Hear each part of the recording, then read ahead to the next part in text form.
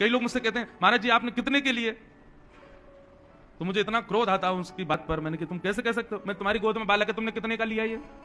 बोले हमने लिया थोड़ी, हमारे यहाँ जन्म हुआ है इस बालक का।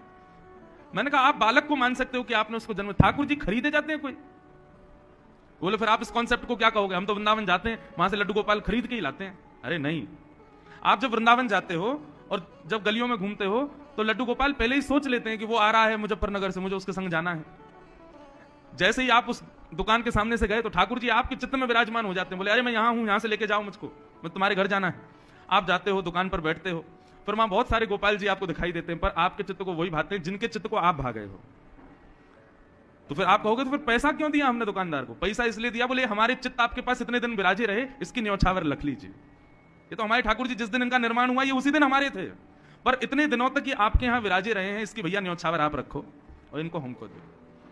मीराबाई का पद बहुत सुंदर है। कोई कहे महंगो, कोई कहे सस्तो, कोई कहे महंगो, कोई कहे सस्तो, मायरी ये तो आवत प्रेम के मोल रे। आगे से कोई पूछे आपके घर के ठाकुर जी कितने के लिए, तो ये पंक्ति सुना देना, ये तो आवत प्रेम के मोल रे, मैंने लियो